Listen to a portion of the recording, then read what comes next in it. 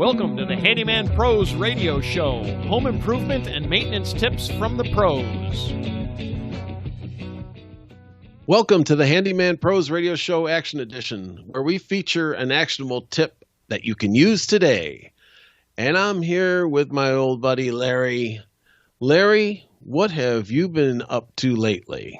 Johnny, I have come up with the thing, if life has dealt you lemons, it's time to make lemonade, or I got a story to tell. Wow. Can I use that? It's an old one, but that's pretty insightful. Folks, it's actually relevant. You'll hear this in just a second. So the other day, my mother had these great big copper pots, and I'm cleaning these freaking copper pots for the first time in a long time, and I'm using Brasso, and I said, man, there's got to be a better way. I'm going to call my buddy John up and see if there's a way. And Johnny, I did not use this tip on copper, but you were telling me about cleaning brass, and I had some brass that I needed cleaned. So you gave me this tip, and I liked this tip. So I became very frustrated over the year. I had a brass sink that I just got rid of behind my bar in the basement. And I replaced it with a stainless steel one. But if anybody out there, that has brass, Johnny still has the bar rail that's brass, so he has to clean. But I still have a brass rail around the bottom of the bar. Right. And if you try to clean brass, at least me, okay, this is me. I clean it with like Brasso or some of these other products. You got to put some muscle behind it, and the whole rag turns all black and everything, and it gets to be quite a mess.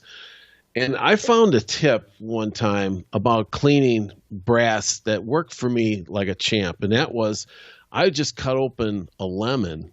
So back to my reference. There you go. I didn't pour lemonade on it. So You just take a salt shaker and put some salt. I just took like a slice of lemon. I put some salt on it, and then I started to rub that across the brass. And within a few seconds, that the acids and stuff within that lemon, boy, that just shines up that brass like crazy. And gets all the junk and everything that accumulates on brass, and it does it quickly. And then I would go back and take Brasso just to finish it off and make it all look even, because it'll get uneven because if any of this juice is laying there in different areas, it'll start to, you'll be able to see the different shades, but then the Brasso will clean it right up. I used to spend so much time doing all this. And then when I found this out, and I just had done it the other day, and that's why I want to talk with you about it, was that, hey, everybody needs to know this, because it's just, saving you some time and some aggravation of, cleaning stuff up. So, Larry, I don't know about your mother's copper pots, but I'm not going to be responsible for any destruction. Yeah. I might test it just on I'll take a little bit on the bottom.